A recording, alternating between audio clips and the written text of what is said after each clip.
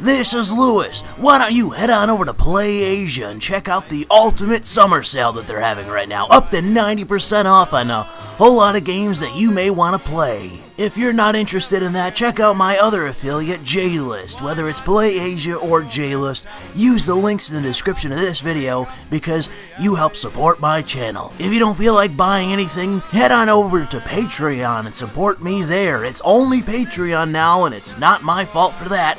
But hey, what can you do? If you don't like Patreon, well, there's not much else you can do for me at this current moment in time. But why not just think about giving Patreon a second chance? I did, and so far they haven't really done many stupid fucking things. But hey, it's up to you. Thanks for listening. The links are in the description, as I believe I've already said. Let's head right on into the video. So this is Louis, and I thought I would take a minute to record some kind of unscripted commentary just because I had some time at my disposal, and I kind of felt like talking about this because it's come up before, but I had somebody message me on Facebook because they weren't quite sure what I meant by a comment that I made on Twitter the other day. I wish I would have had it handy because then this would make it a lot simpler, but it was to do with SJWs or activists, I think would be the more accurate way to put it, claiming offense. You see this with social justice activists that say, they went through oppression in their life and they're offended by this, they're offended by that, they feel oppressed by the system, blah, blah, blah, blah, blah. You get this a lot from those kind of people. And you can see this pretty easily in the way that I'm going to describe it here with this debate, which I believe just happened, I think, it was some New York host that sponsored the whole thing, but it was the debate between Stephen Fry, Jordan Peterson, some chick, and this black identitarian. I forget what his name is, but this is not the first time I've seen him. I recognized the name as soon as I saw it, and he's terrible. He's really bad. And the reason I say that he's really bad is because he invokes the same kind of I'm a victim, black people are victims, we're oppressed, the structure of America is racist, and all of this just pontificating sophistry to say why he is right. There's nothing resembling an argument in terms of what he's actually saying. It's just, I'm a victim, I'm a victim, I'm a victim, I'm a victim, I'm a victim. Over and over again. Like, that's his entire thrust of his whole argument is, I'm a victim, black people are victims, this person anecdotally went through oppression, this person 200 years ago went through oppression, therefore I'm right. If somebody says to me that they're offended, I've reached the point now where if I can identify a personal nature of the offense, like I say something and they say, I really wish you wouldn't say that. Like, I say nigger on a stream, and they say, dude, come on, like, I wish you wouldn't say that, They're speaking to me. They're speaking to one word, and I know, and I can understand and sympathize or even empathize with the reason why they don't want me to say that. That's where I can have a human interaction with somebody and say, okay, listen, I understand why you don't want me to say that, but ultimately, one, free speech. I have every right in the world in this country to say whatever the hell I want to say. Two, we live in an era where everyone is a politically correct fucking pussy, and I'm trying to push the boundaries here. And if it requires me to say a bigoted slur, I'm going to say it. Because somebody has to push the envelope in this fucking society, alright? Somebody has to. And if there's no one else that's going to do but me, and actually just do so in a purely superficial manner where I don't mean anything by it. I'm not trying to argue anything related to race. I'm just doing it for the sake of shock value. It's just to draw the power away from that word. That's really the only reason why I do it. It's because people are offended by it. People put so much power and emphasis on the word. I'd rather just mock it, make fun of it, make fun of myself in the process, and have it not be such a big deal.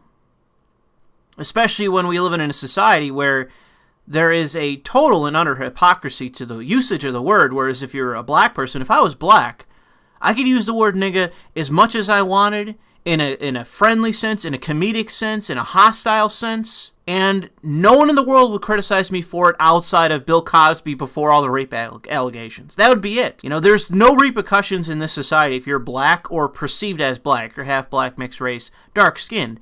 If you use that word, there's no repercussions whatsoever. But if you're white and you use that word, it's instant, ostracization, unemployment, oppression.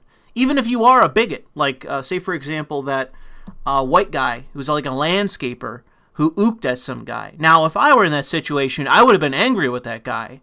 I don't like the SJW douchebags that he's talking to, but I'd be offended personally if I saw some random guy ooking at a black dude. I'd find that personally offensive if I was in that situation. I probably, if that guy was getting in that guy's face doing it, I'd probably get in his face and say, back the fuck off. Because I don't like bullies. I don't like guys trying to use something as simple as skin color against somebody in an attempt to intimidate them or bully them. I don't like that. Even if I think that the black guy and his friends are douchebag SJWs, I don't like somebody bullying somebody else, so I would have stuck up for those douchebags and stuck up against that white guy, so long as it was intimidating and that's what he was attempting to do. But the thing is, that what happened to that guy? He got ostracized. People found out who he was. They found out where he worked. It had nothing to do with where he worked, but they found out where he worked. They claimed his employers were racist. His employers fired him for the sake of PR, put out a statement, and they still went after them. One review star bombed them, harassed them, and they did what they wanted. They still complied, and they still got fucking bombed. They got ostracized themselves simply because they employed somebody that ooked at a black guy. Was that an inappropriate thing to do? Yes. But is it something that warranted him losing his job and being ostracized permanently for the rest of his fucking life? Probably. No, it wasn't. That's a disproportionate response to somebody doing something stupid and socially inappropriate. But the problem is that scenario is something that I can showcase to you. It's a scenario where a white guy, or arguably white, I don't know his ethnic background exactly, but I'm assuming white, he did something inappropriate and was severely punished as a direct result.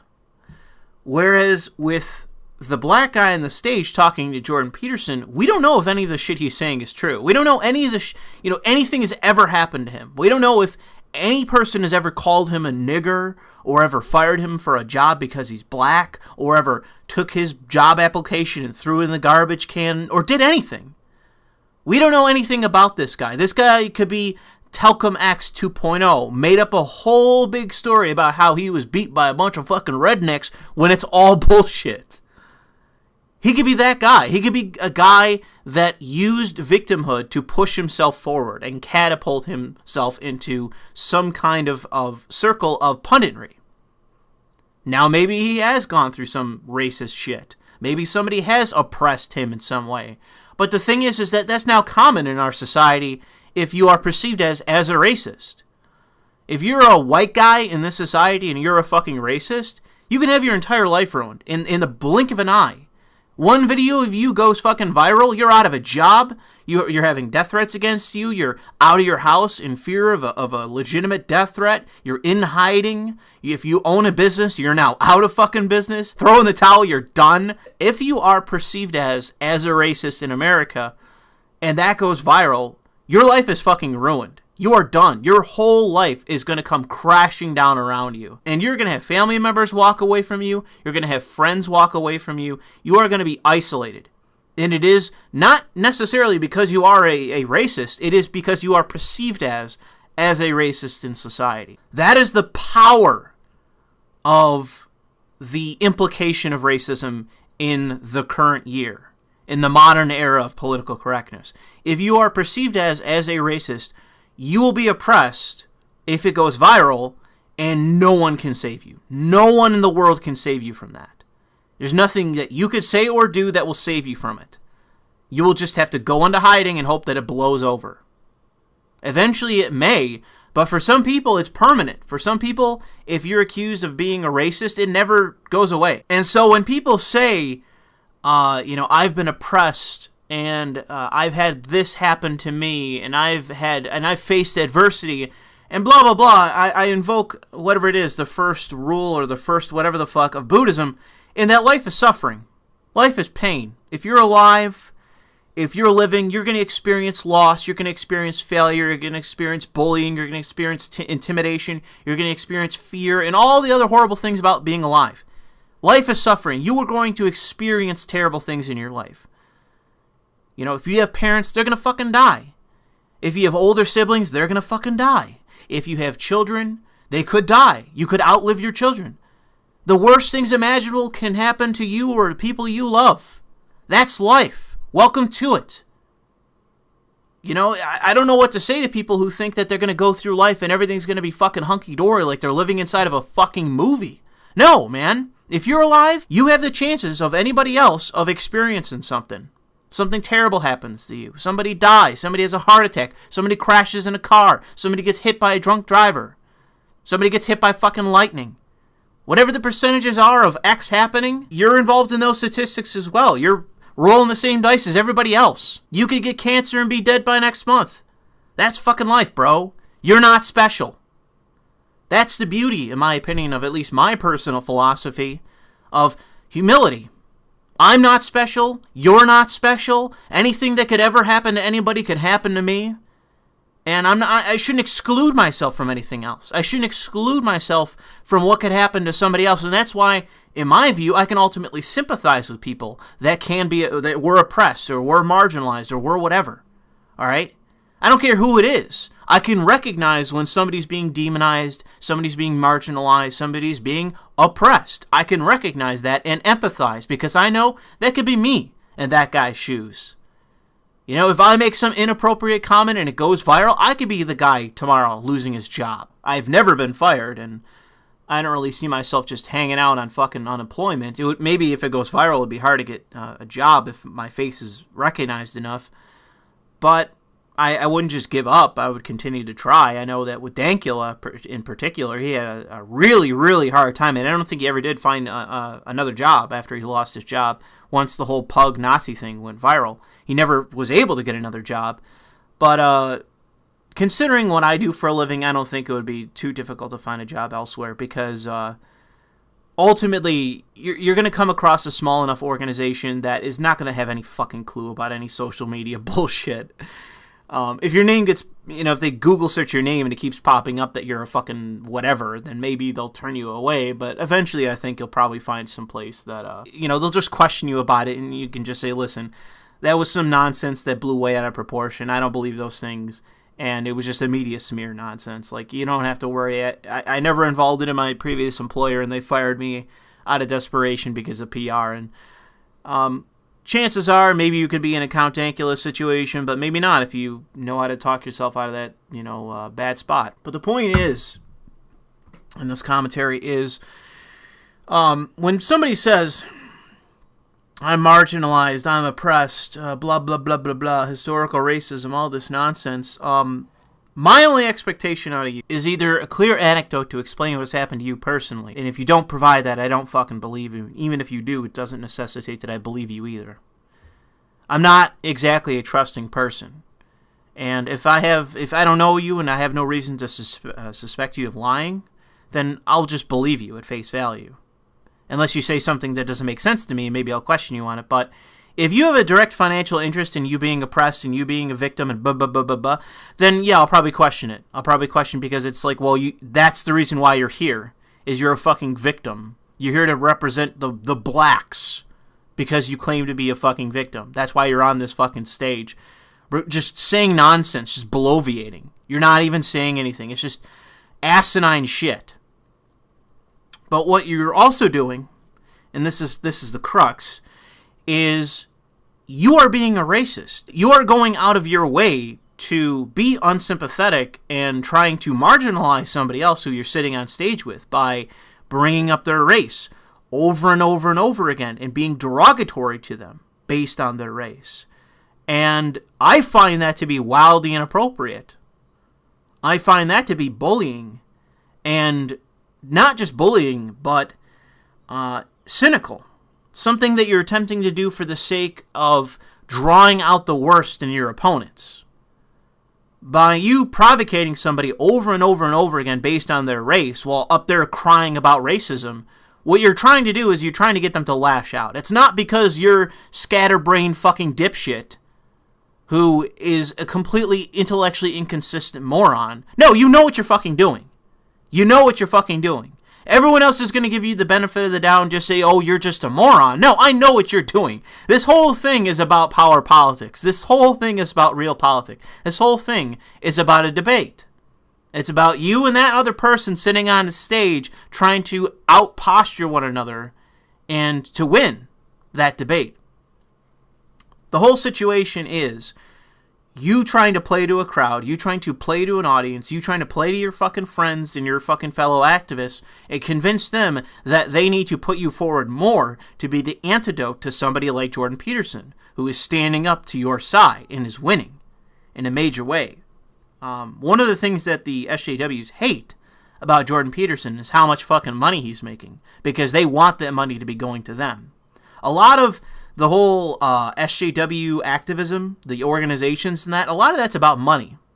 A lot of that's about finding some entity to pay you and then gripping it so no one else can take that money from you. You own it. Think of all the SJW organizations that get money from the video game industry. Whether it's transparent or not, EA is a good example of their so-called partners, several of whom are SJW organizations, purely just racial identitarian groups that they financially support directly. They want to be the only group that that EA gives money to. It's about cutting in and taking money from an otherwise profitable organization, because what do SJW activists actually do? What do they do? What are they going to do? What kind of legislation are they going to actually pass? What kind of equality can they actually achieve in this country? You know, what can they actually do? What do they actually produce? What is their reason for even being there? Other than to bitch and the hand-wring and the gripe and do nothing. You know, claim to be representing somebody else. You know, somebody else's representative who's been marginalized 200 years ago. What are they there to actually produce? What are they there to actually do? As far as I can tell, it's nothing. It's all cynical. I think that there are people out there that are that I would consider to be the opposition in terms of my philosophy, not necessarily to me specifically, but to my philosophy. My opponents can be genuine. They can actually be honest in what they argue and what they actually believe. But there's a whole lot of people out there that are so-called, grievance hustlers, race hustlers, whatever you want to say, that are just out there to make money, because you got a degree in African American studies, you got a degree in women's studies. What the fuck are you going to do with that? What are you going to do with that to make money? What are you going to use that fucking useless degree for? What? If you have a degree in racial agitation, guess what? That's your fucking career. Is it any wonder you're out there fucking stumping for, oh man, the black man 200 years ago was oppressed? Is it any wonder that that's your fucking gig? That's what you do? Is it any wonder?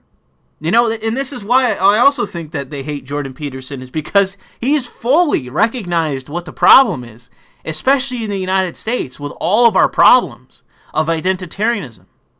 So much of it stems from college. So much of it stems from academia, of generations of fucking useless dregs with all of this completely fringe knowledge that is useless.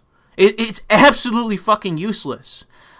Sargon has been delving into postmodernism recently, and I know this because he's been speaking loosely to me about it every now and again, but even on his own channel, he's been talking about postmodernism, and it's like, it's important for him to understand that information so that he can actually counter it, but the fact is that postmodernism as a philosophy is nearly fucking useless. It's so Byzantine in actually understanding it, and so fringe in terms of application. It's useless fucking information. It's like knowing how to speak and how to write and translate ancient Greek. And you have an entire segment of a university dedicated to that. It's like, okay, maybe you have a handful of experts where it can be necessary, but when you're pumping out thousands of fucking people with the exact same fucking skill set, there's only so many fucking jobs in understanding that language. So what the fuck are the rest gonna do?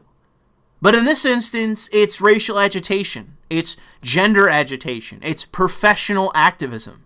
You only need so many fucking activists of an incredibly fringe post-Marxist philosophy. There's only so many roles in a society for that kind of person. And yet we're churning them out by the thousands because colleges have become an industry. Go on a college campus, man. They're spiraling. It looks like a fucking, a Ford motor plant back in the fucking 50s. It's these huge campuses.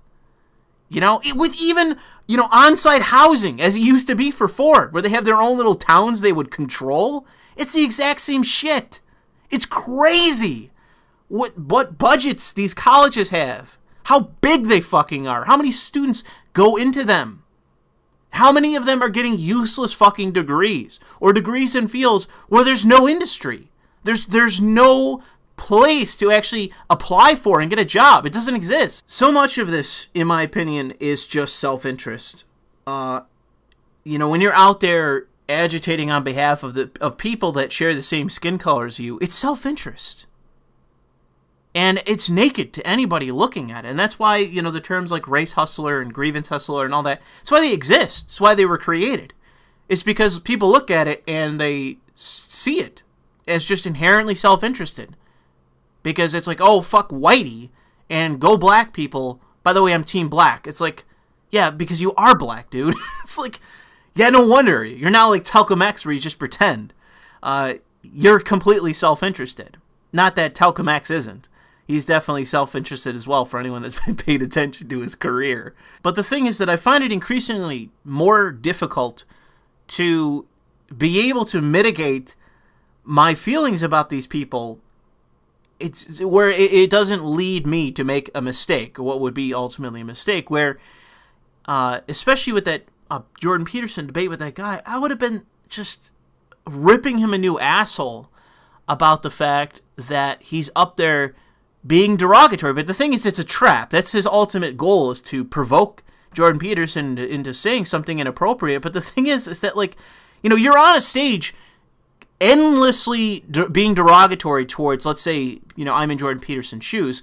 You're endlessly being derogatory towards me because of my race. I have no control over that. I have no control over what my skin pigmentation is, who my parents were, who they fucked. I have no control over that. And yet you're holding it against me in a fashion that if I were doing to you, I would be socially ostracized and my career would be ruined, and I would be ultimately a figure that would be held in such disrepute that I'd never be able to get a job anywhere again, and everyone would consider me to be a leper in society. You're doing that to me, and if I were doing it to you, I would be done.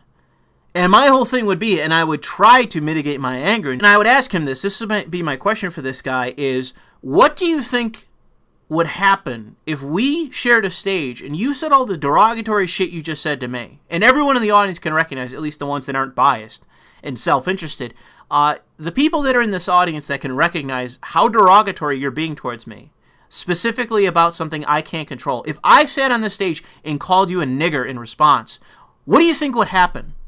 What do you think would happen to me? What would happen if I referred to you in a derogatory manner based on your race? What the fuck do you think would happen to my career? What do you think would happen to me? What would happen? I think that would be boundary pushing, and that would cause a huge controversy. Louis Le Vau, pundit calls black activist victim a fucking nigger. Like, that would be what would be reported. And I would be definitely playing on the line of ending my fucking career, if it were in punditry. But I would push that fucking line. Because I think that's what was required. One, to be intellectually honest to what's actually being spoken about, but also because the other person on the stage is just being a bigot. I don't think it's right in this world to just entertain that. I don't think it's right to just sit there and take somebody's bigoted abuse based on something you can't fucking control. I can't help who my parents fucked. I can't help what my skin color is. I can't control the thing that you seem to consider to be a problem. There's nothing that I can do about it. And it's one of the things that Jordan Peterson spoke to, where he said, ultimately, you consider race to be an original sin on behalf of whites. What can I do to atone for that? Especially because Jordan Peterson is not an American, he's a Canadian. But consider the racial classes that this guy has set up. What can Jordan Peterson, as a a vaguely white person, what can he do to atone for the original sin of being born white? What can he do? And the guy refused to answer that question. And I could have answered that question. If I was Stephen Fry or, somebody actually useful in that argument on the stage, I would have just said to him, dude, it's original sin. You can't. It's the only thing you can do is agree with him. That's the only fucking way that you are ever going to be able to atone for being born white, according to him, is to just be under his thumb. You'd have his boot on your neck and just regurgitate and agree with every single fucking thing this guy says. That's how you fucking atone for being born white. That's how you exonerate yourself of having quote-unquote privilege, is you just become a radical lunatic, black identitarian fucking Marxist on behalf of somebody else. That's how you atone. And obviously, to any person in their right mind, that should be offensive. It should offend somebody at their core to be oppressed and under somebody else's mental control and philosophical control just to atone for a sin that you don't possess, that they just say you have. You've never done anything against somebody. You've never called somebody a name. You've never referred to anybody as a racial slur. You've never oppressed anyone. You've never denigrated anyone in any way. You've never really done anything to anybody. But you are still culpable for somebody else's actions 200 years ago.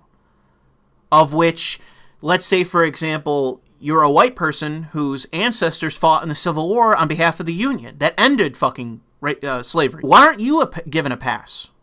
You fought to end slavery.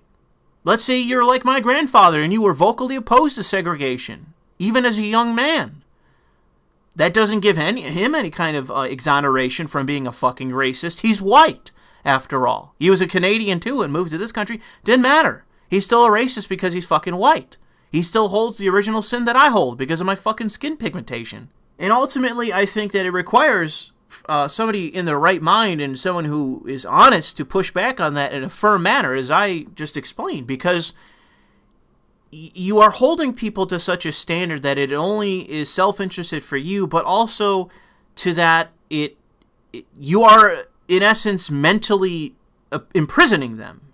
You are forcing them to be strung up by their thumbs from their own guilt, from their own need to try to exonerate themselves and to feel free of the guilt that you're putting upon them, of someone else's actions. They didn't do shit, but you're putting that guilt and that shame and that the sins of another person on them. And all they desperately want to do is, as Jordan Peterson says, like, what can I do? What can I do to just be free of this? And the guy never gave him a fucking answer. And it's because that I would have for him. I would have just said, dude, he puts his boot on your neck for the rest of your fucking life. That's the answer. That's how you're exonerated. That's how your culpability is removed, is you become a quote-unquote fucking ally, which is nothing more than a parrot, a dog of this person, a sycophant who just regurgitates and agrees with every fucking thing that comes out of his mouth. That's how you're free from him. That's how he's going to free you, quote-unquote, is to just be under his thumb. And that's just slavery. Ironically enough, that's just slavery. Philosophical and mental slavery. And I see it for what it is. I recognize it for what it is. And I refuse to just abide by the fact that we're all just going to sit on the stage and have a disagreement when you are trying to philosophically and mentally enslave people based on sins they've never fucking committed. It's self-serving and it's self-serving totalitarian, but it is fundamentally dishonest. It is fundamentally dishonest of an argument to raise because, again, you're using arguments in derogatory speech in which if I were to speak to you in that same manner, my career would be over. We live in such a warped nation that you as a fucking sophist race hustler, you can sit on a stage, be derogatory, racially derogatory towards me, and if I say anything to you, if I were to respond in kind in any way, I'd be fucking toast. I'd be done. I'd be untouchable at that point. I'd be radioactive in politics and in punditry. And my problem with that interview with Jordan Peterson and just generally with politics as it is that no one fucking calls it out for what it is. No one is sitting there going, yeah, by the way, this is bullshit, and saying it on a stage and being shocking about it, as I just did. Imagine yourself in this fucking bourgeois setting in New York.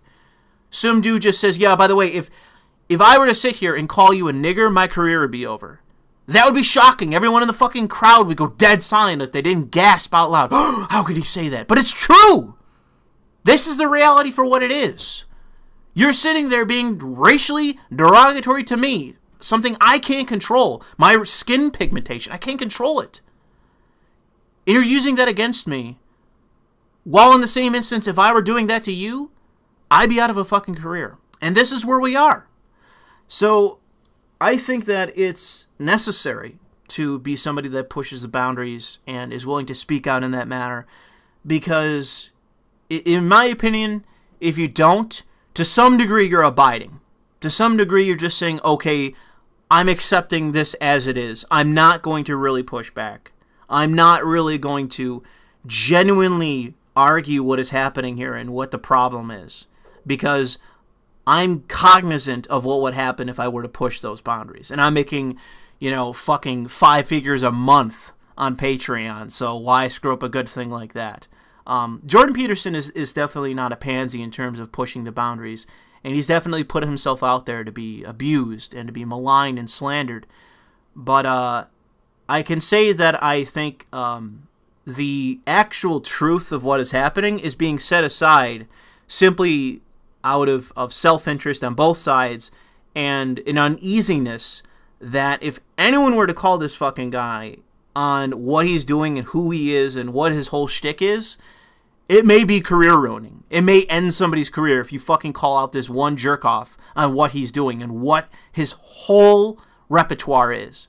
The race card is every fucking card he holds in his deck. It's every one. And that's what you're going up against. It's an easy argument, in my opinion, to win on any kind of real intellectual plane. But the problem is that in a debate setting as this was, you could get freaking knocked out in one hit if you make the wrong move and say the wrong fucking thing and he's offended.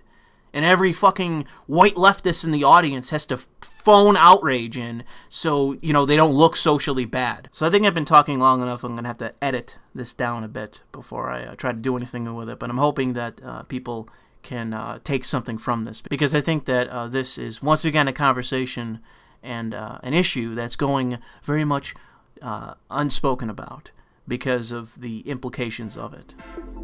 So, thanks for listening.